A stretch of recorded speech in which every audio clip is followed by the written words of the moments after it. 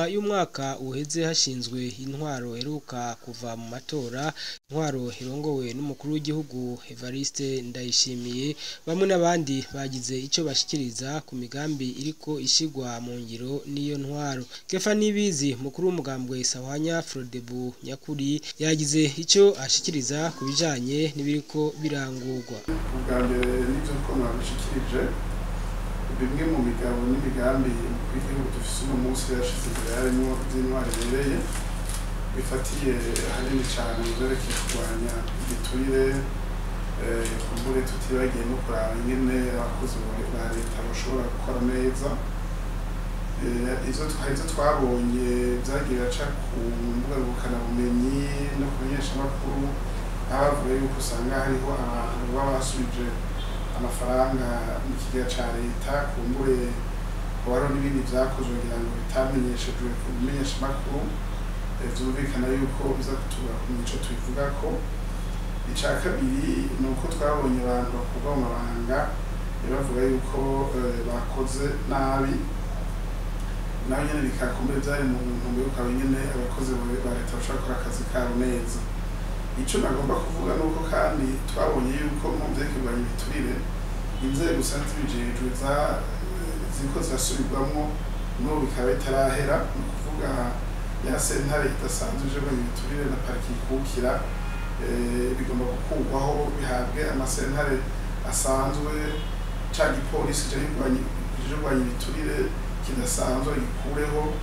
bagishire mu gipolisi gisanzwe. Vyumvikana yuko imbere yuko izo nzego zijaho, amategeko azigenga ahera zikajaho, kumbure ibikorwa bishobora kuba atari vyinshi, kandi imbere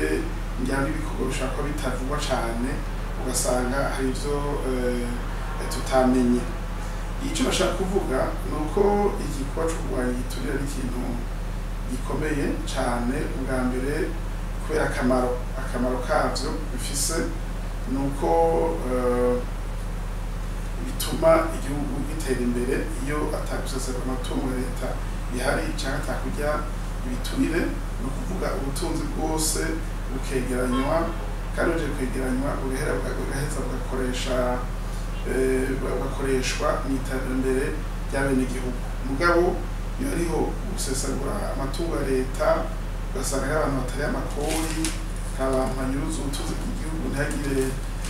ico baba, muri ico gihe biraheza bikagorana kumenya mbega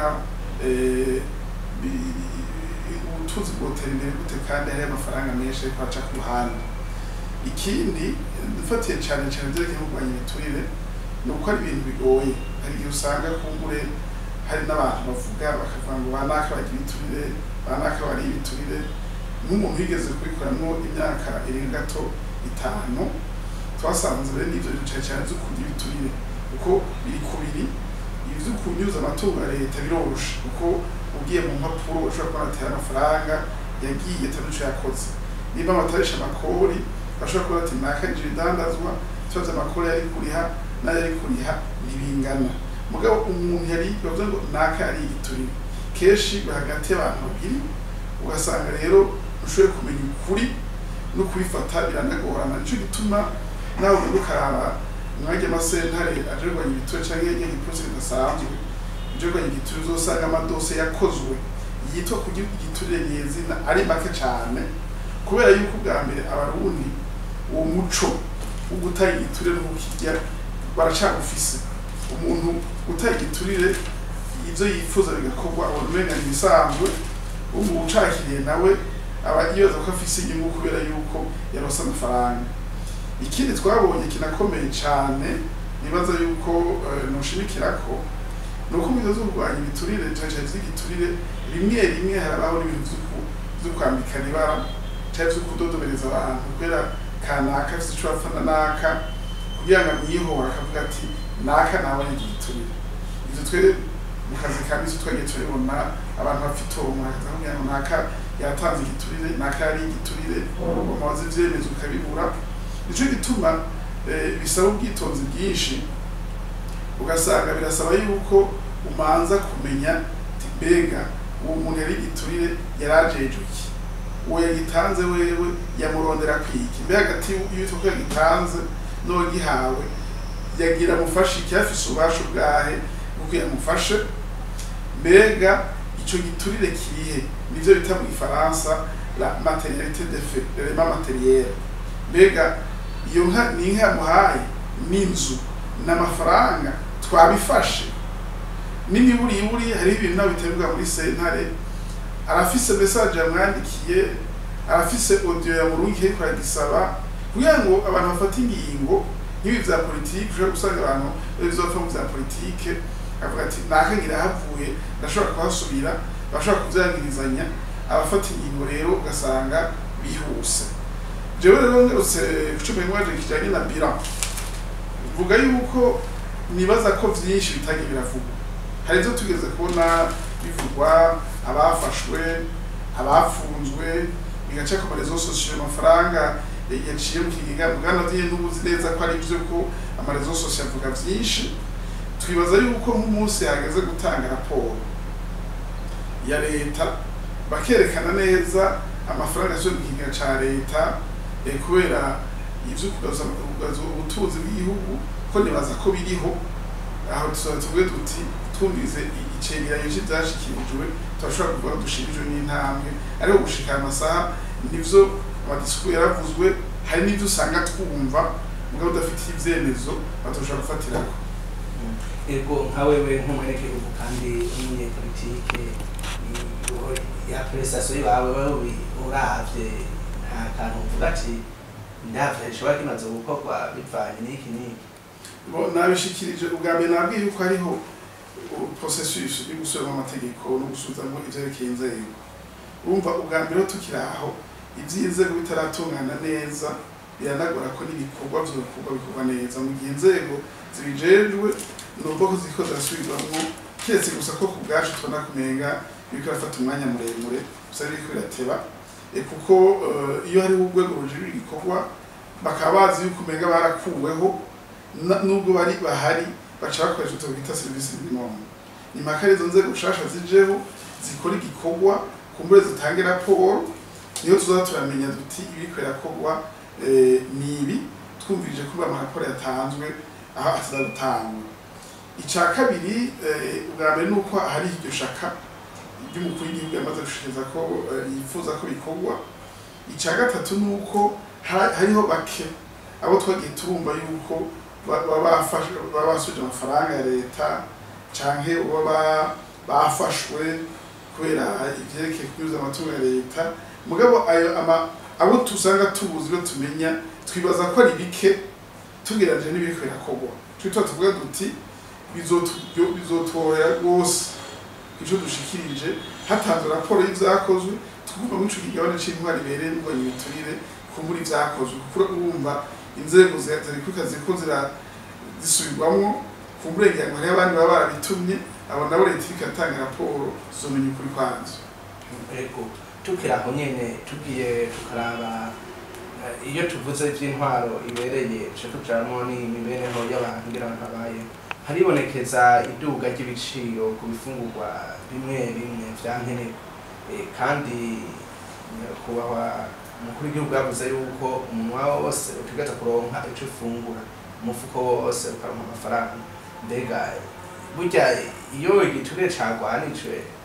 ivyo biciro byose bivuga bite ubwa mbere ho ivyerekeye ibiciro vy'ibifungurwa biva ku bintu vyinshi bishobora kuva ku kuntu umwimbu wagenze mu gihugu birava no kuvyerekeye agaciro k'ifaranga ry'uburundi ni ukuvuga yuko ifaranga y'uburundi rita agaciro nakumbure ntari umuhinga mu vyerekeye ubutunzi ni ngombwa n'ibidandaza vyankenerwa navyo nyene biduza agaciro kubera yuko amafaranga yataye agaciro ushobora gusanga ari ikibazo kiza kuhaba nuko amafaranga y'uburundi ata agaciro ugasanga ibiciro vyaduze mugabo atariko abaguzi nabo badugije ububasha gushobora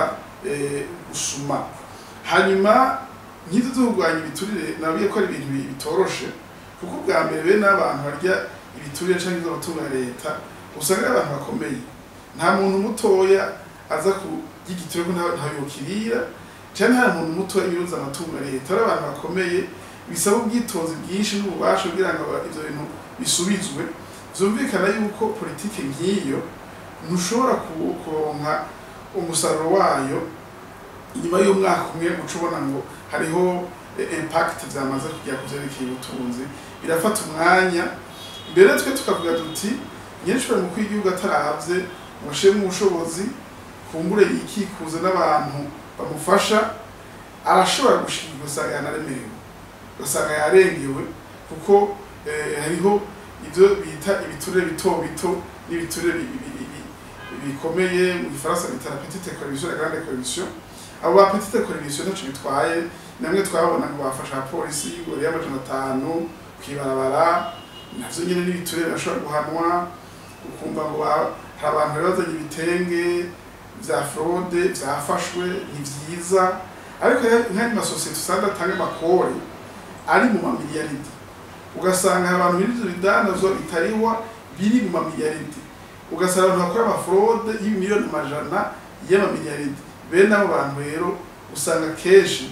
bafise imizi ishika kure iyo hageze yuko kumbure bakora ku bintu vyabo habaho ubwitonzi bwinshi no kumanza gushishoza nibaza yuko rero uko iminsi izoziragenda iyo politiki ikaja mu ngiro amaraporo agatangwa tuzoza tubone duti mbega vyazanye ingaruka iyahe ku bwekuza bwawe n'igihugu birabandanya neza vyarabanamiye bimeze gute mugabo neza ko inyuma y'umwaka umwe hashobora kuba kiri hafi cane byazo ico twivuze ko mugabo cyo twe twifuza gushikiriza nuko kuntu ari ibintu bisaba ubwitonzi ubwa mbere ko n'ibisaba amatohoza ariko usanga kwantu babimenyereye izurwanya igiturire dosiye imwe murashobora kuyikurikirana n'imyaka ibiri kugira ngo umenye ukuri kwayo ntujaniranye kandi hege n'ibintu bigusiga cyo gituma nibaza yuko umwanya ukiri muto ikintu nabonye nuko izo nzego zo kwihuta kujaho kandi izo nzego bakazibubasha ukwiye ariko ndavuga ububasha n'ububasha bw'amategeko kugira ngo babe bafise amategeko abakingira bashobore kubaza umuntu ari we wese yagirizwa igiturire zorusha ubwa kabiri nuko bumenyi uko ari gusanga bashizemo abantu badafise ubumenyi bukwiye ngo baze baraja ku bihe abiba canke abagigibiture nabo bari kuvyo bari barakora kugira ngo bashobore kunyegeza amafaranga babivye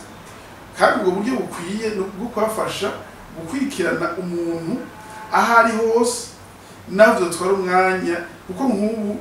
ndaguha akarorero umuntu umubwiye ngo ndaguha intara yose ubwo ngiturire ugasanga hari imodoka aragira y'ugushika aho hantu ubwa mbere hari n'igihe usanga nivyo nawe witwaje amategeko ukaza kuraba utumye ko umuntu akazana V8 nawe batonze n'amaguru rimwe rimwe muri conscience yawe hari bikugora ubundi abahinga mu vyerekeye ubugenduzi bavuga yuko kugira ngo uze gukontorora umuntu nuko n'imiburi uri ku rugezo rumwe nawe mu vyerekeye amategeko n'ivyerekeye ingene gufatwa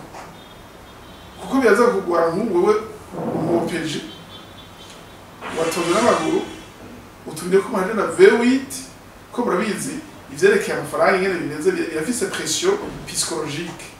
ushitse imbere yiwe hari igihugu umengo wabaye ibintu byakunanira n'ingene bikora kubera wewe ingene afashwe n'igihugu canke yateye imbere n'ivyo bivyo ariko ararondera byakuremera hari ikindi nuko kumbure